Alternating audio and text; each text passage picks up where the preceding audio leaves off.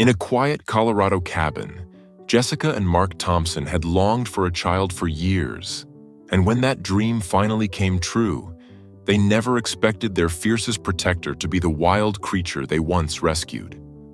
Luna, a bobcat with golden eyes and an unshakable bond to the family, seemed to sense things no human could. Her nightly vigils beside the crib, her tense stares, her refusal to let the baby sleep alone. It all seemed like unusual but harmless affection. Until one night, when Luna fought to protect and force the truth into the light. What was this bobcat protecting the child from? Why did the parents call the police? This is the story of instincts that ran deeper than trust, of a silent sentinel who saw what no one else did, and of a revelation that would shatter everything they thought they knew. Before we start, hit the like button and make sure to subscribe if you haven't, and hit that notification bell so that you won't miss any new stories. The morning light filtered through the bedroom curtains as Jessica Thompson awoke to the familiar weight of Luna, their rescued bobcat, pressing against her still flat stomach.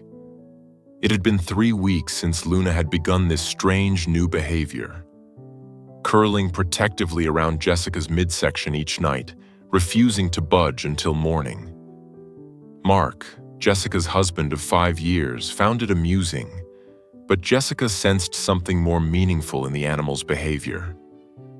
"She knows," Jessica whispered one morning, stroking Luna's spotted fur as the bobcat purred contentedly. "Somehow she knows before we do." Mark smiled indulgently from the doorway.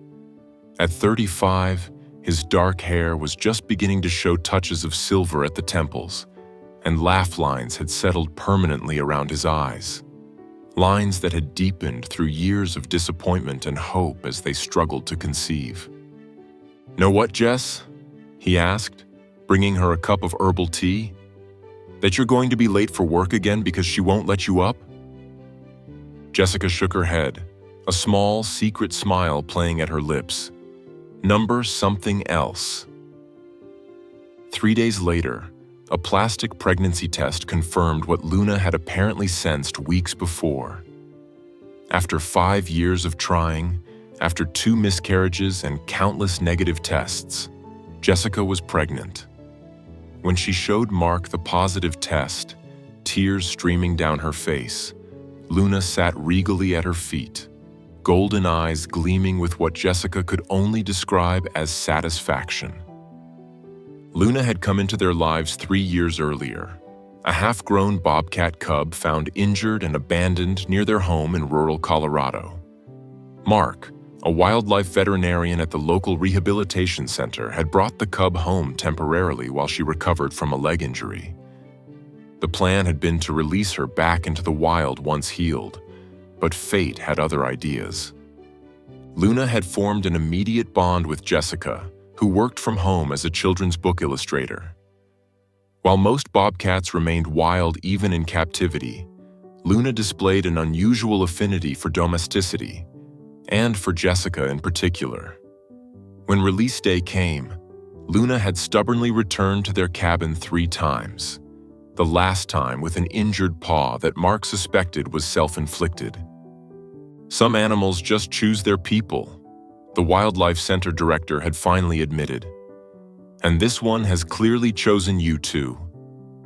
With special permits and accommodations made for their unusual pet, Luna became part of their family, the child they hadn't yet been able to have.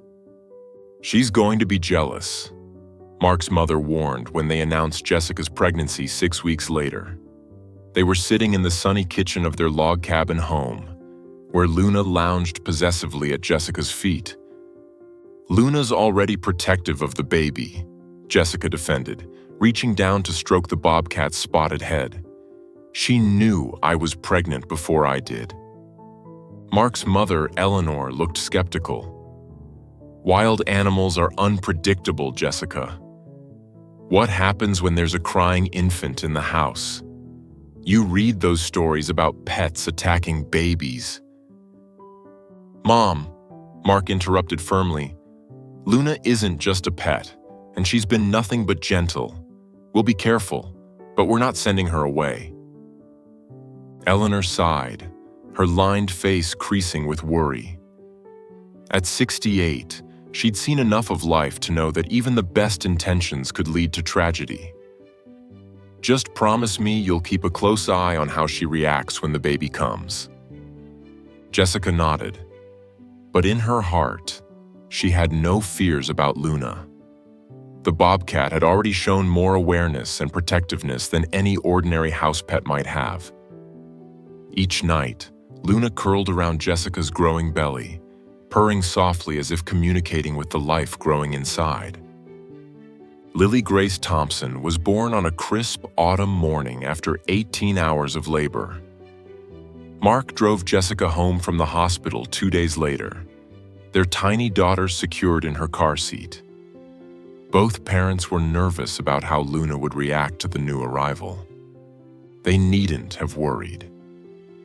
When Mark carried the car seat into the living room, Luna approached cautiously, her nose twitching as she sniffed the air.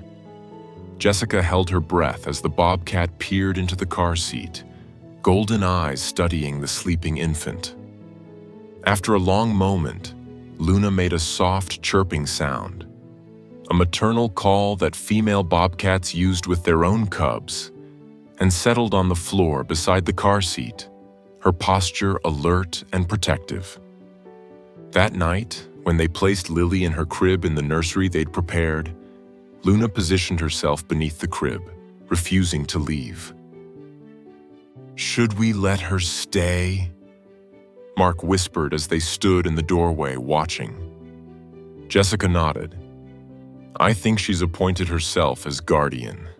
Let's see how it goes tonight." When Lily woke crying at 2 a.m., Luna was already pacing restlessly at the nursery door before the baby monitor had even picked up the first whimper. From then on, a pattern was established. Luna would alert them to Lily's needs, sometimes before the baby herself knew she was hungry or uncomfortable. "It's like having a furry nurse," Jessica marveled to Mark one night as they watched Luna curl protectively around the edge of Lily's playmat, where the 3-month-old infant was attempting to roll over. Mark, who had initially been more cautious about leaving Luna alone with Lily, had grown to trust the Bobcat's instincts completely. "She's better with Lily than some human babysitters would be," he agreed. When Jessica's maternity leave ended after 6 months, the question of childcare became pressing. Jessica's work as an illustrator was flexible, but she still needed uninterrupted time at her drawing table to meet deadlines. Mark's schedule at the Wildlife Center was more demanding, with long days that sometimes stretched into evenings during busy seasons.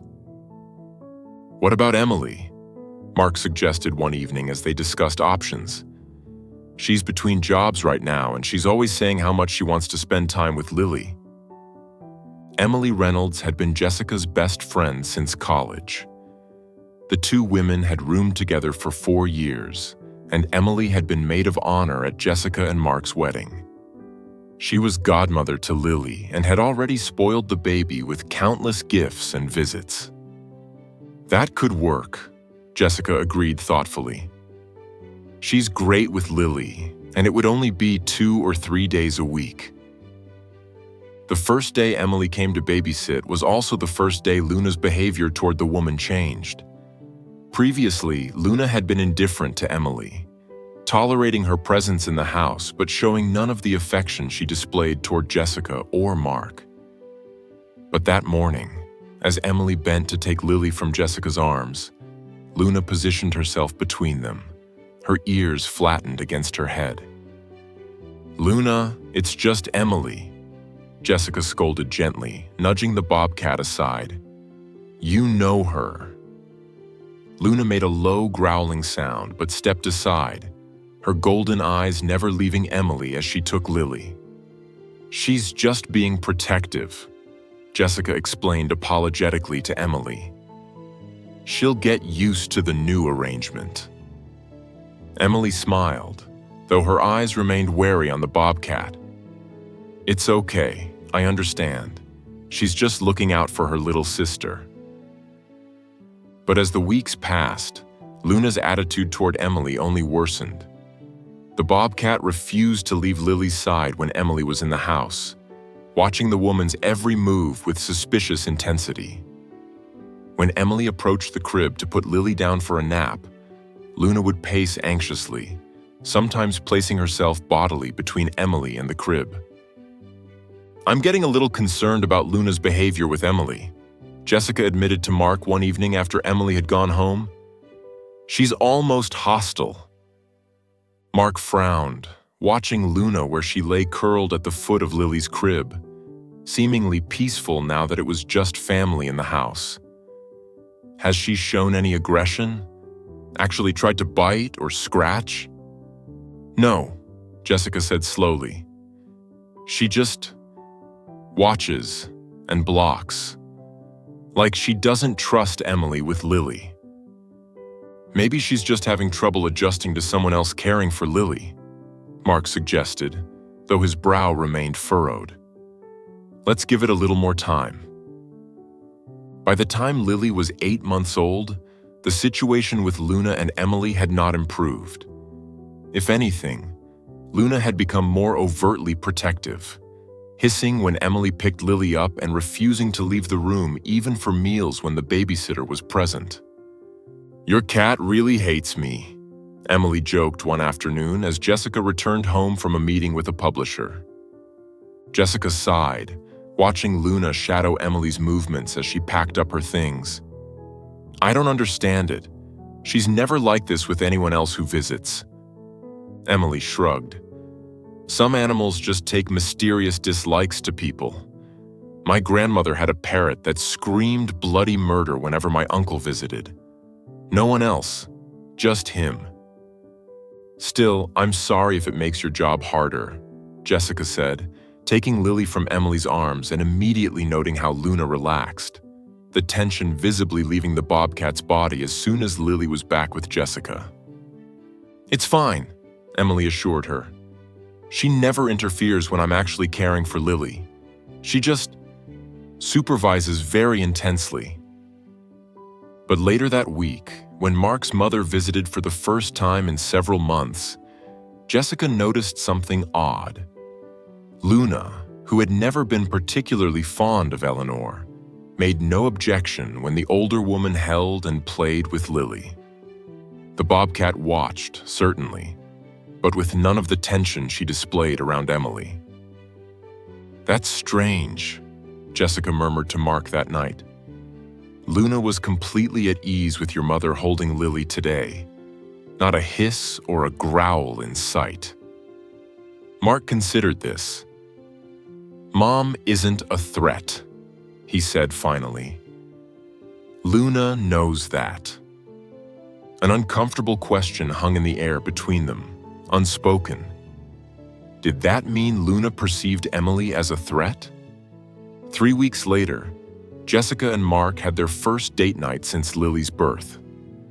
Eleanor was visiting her sister in Arizona, so Emily was the natural choice to babysit for the evening. "We'll just be at Antonio's," Mark told Emily as they prepared to leave. "It's 15 minutes away and we'll have our phones on the table." "Go, enjoy yourselves," Emily urged them, already settled comfortably on the living room floor with Lily, who was happily gumming a soft toy. "We'll be fine, won't we, Lilybug?" Luna lay in the corner of the room, her golden eyes fixed on Emily with the same unblinking intensity she always showed when the woman was near Lily. "Luna seems calm tonight," Jessica observed hopefully. "Maybe she's finally getting used to you." Emily glanced at the Bobcat and gave a small laugh. "Or maybe she's plotting my demise. Either way, we'll manage." As Jessica and Mark drove to the restaurant, Jessica couldn't shake a vague feeling of unease. "Maybe we should have asked your mother to come back early from Arizona," she said as Mark parked the car. Mark reached over and squeezed her hand. "Jess, Emily's your best friend. She loves Lily, and Luna hasn't actually done anything threatening. She's just being overprotective. We deserve one night out after 8 months." Jessica nodded, pushing away her concerns. "You're right. Let's enjoy this." They were halfway through their entrees when Mark's phone rang. He frowned at the screen. "It's Emily." Jessica felt her heart rate spike as Mark answered, putting the phone on speaker. "Mark, Jessica." Emily's voice was strained, edged with panic. "I need you to come home. Now." "What's wrong?" Jessica demanded, already gathering her purse. "Is Lily okay?" "Lily's fine," Emily said quickly. "It's Luna. She's gone crazy. She tried to attack me when I was putting Lily down for the night. She's got me trapped in the bathroom now. I can hear Lily crying in her crib, but I can't get to her with Luna guarding the door." Mark was already signaling for the check. "We'll be right there. Just stay put." The 15-minute drive home seemed to take hours. Jessica's mind filled with terrible scenarios. Luna hurting Emily. Lily left crying and alone. Animal control taking Luna away. When they pulled into their driveway, the house appeared quiet from the outside. Mark entered first, Jessica close behind him.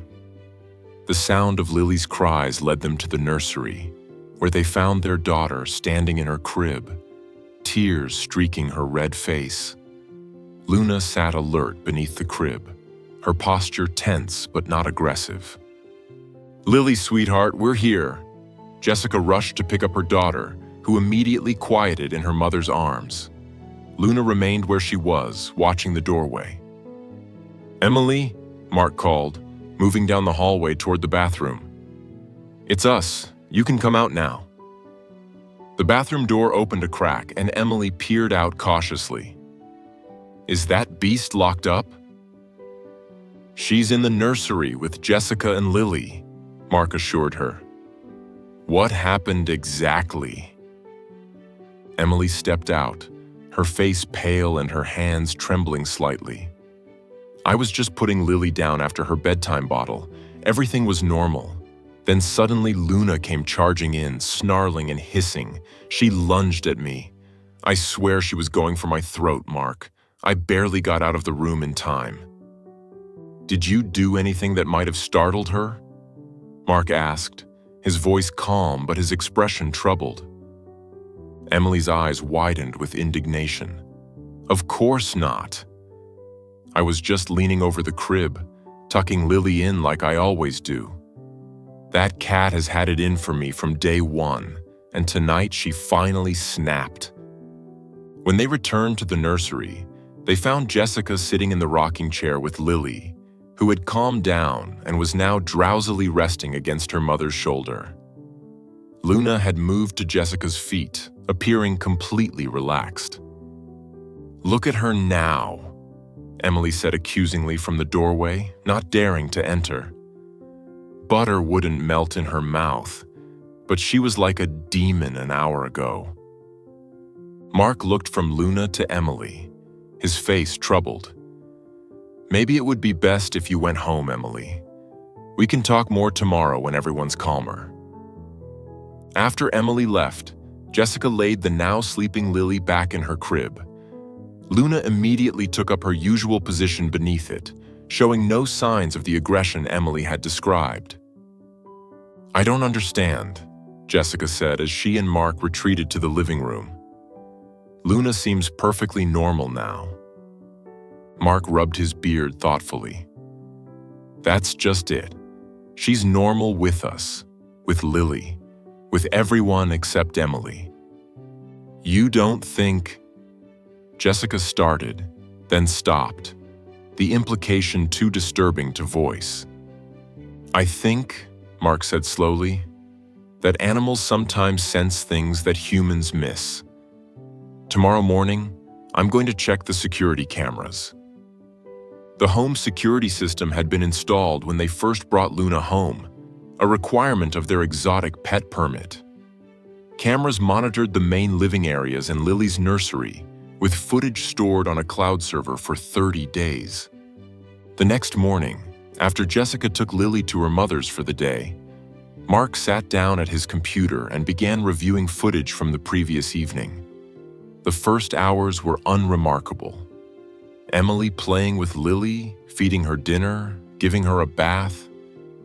Luna was visible in most frames, watching from a distance but not interfering. Then Mark reached the bedtime footage. He watched as Emily carried Lily into the nursery and laid her in the crib. Luna followed, settling into her usual spot on the floor. Emily leaned over the crib, tucking Lily in, her back to the camera. Mark was about to fast forward when something caught his eye. Emily had pulled out her phone and was holding it over the crib, apparently taking photos of Lily. This wasn't unusual. They all took countless pictures of the baby.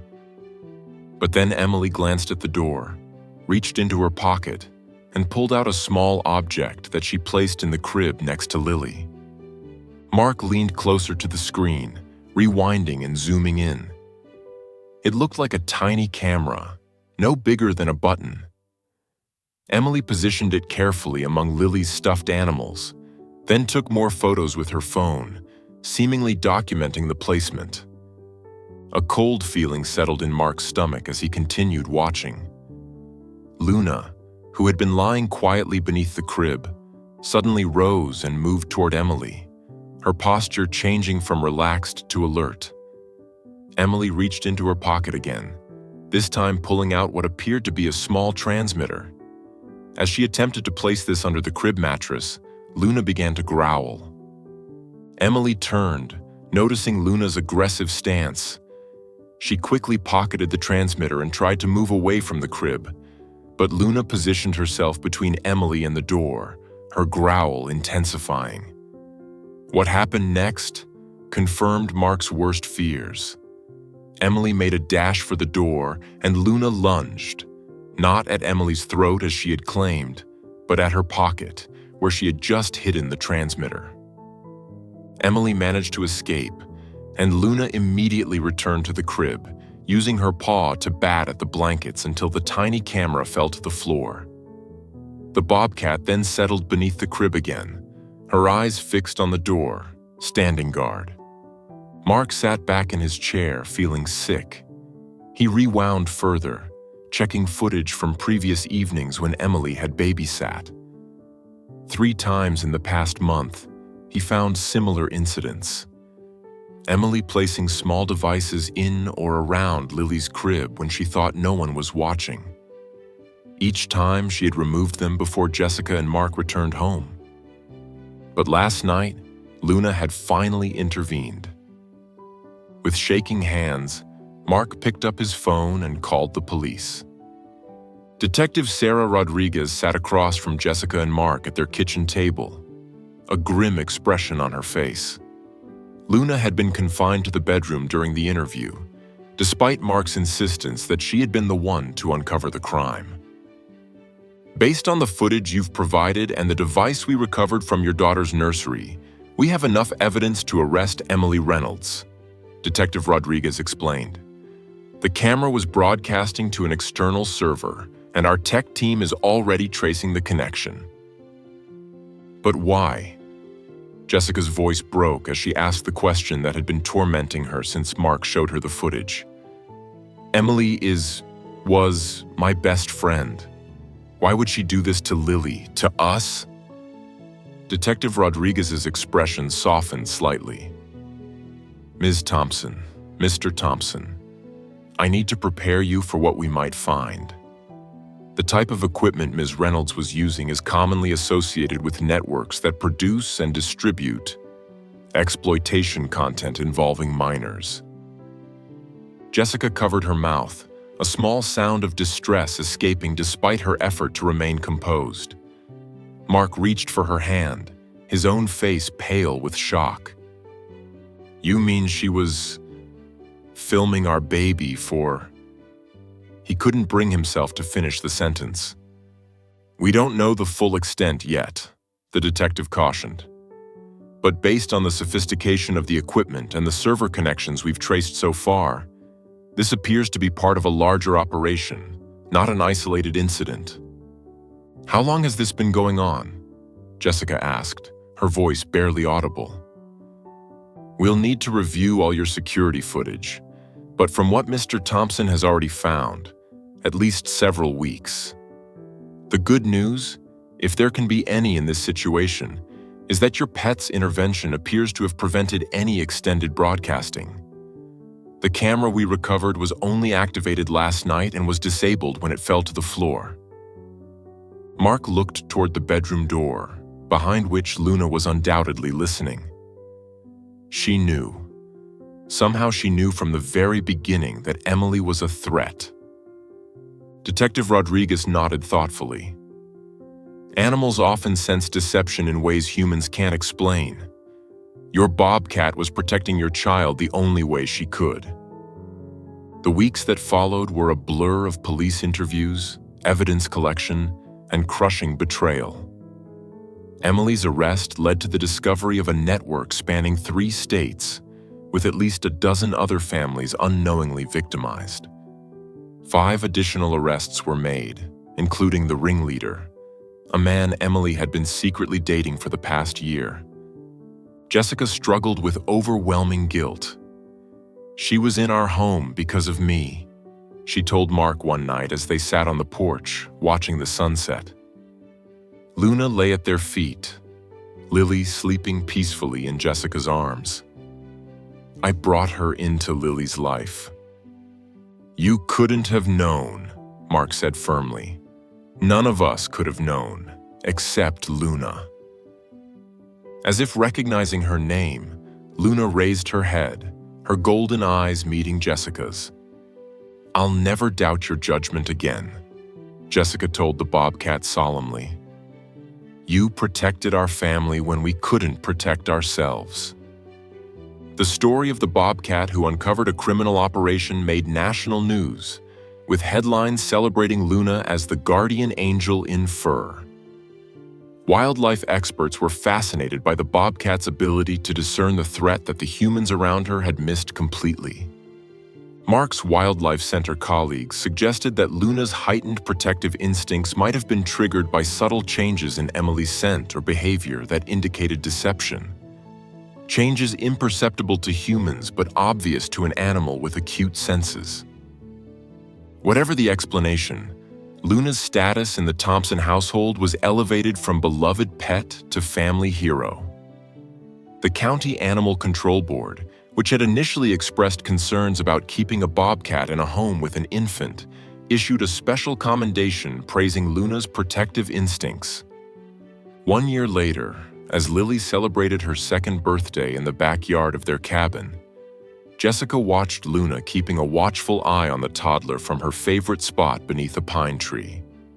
The Bobcat had returned to her usual calm demeanor after Emily's arrest, no longer displaying the anxiety and aggression that had characterized her behavior during those troubling months. "She's back to her old self," Jessica remarked to Mark as he joined her, carrying slices of birthday cake. "She did what she needed to do," Mark replied, his gaze following Luna as she rose and stretched, then padded over to where Lily was playing with her new toys. "She identified a threat. She protected Lily until we understood, and then she could relax again." Detective Rodriguez, who had remained in touch with the family and had been invited to the birthday party, approached with a smile. "Your furry security system seems to be enjoying the celebration," she observed. Jessica laughed. "She approved all the guests on the list. We trust her judgment implicitly now." "As you should," the detective said more seriously. "You know, in all my years in law enforcement, I've never seen anything quite like what Luna did.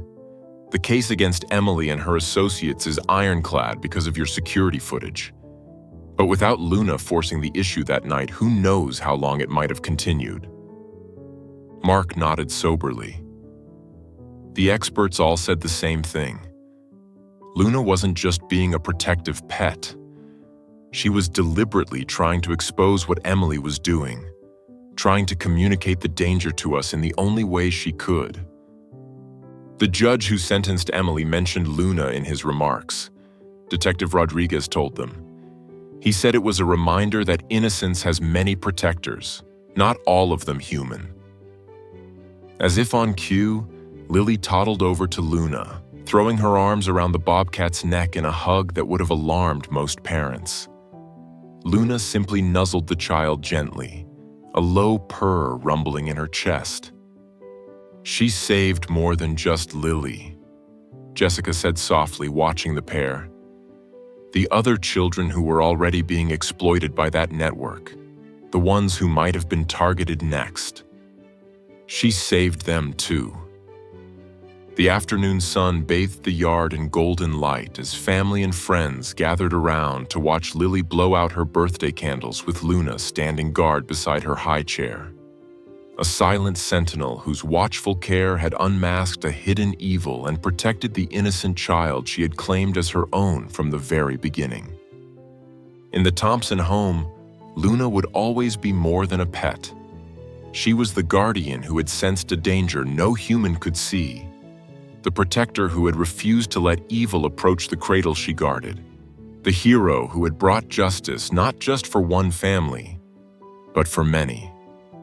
And each night, as Lily fell asleep beneath the watchful gaze of her feline guardian, Jessica and Mark gave silent thanks for the mysterious bond between a wild creature and a human child, a bond that had proven stronger than deception, more perceptive than human judgment, and ultimately capable of confronting darkness with the fierce, protective light of unconditional love.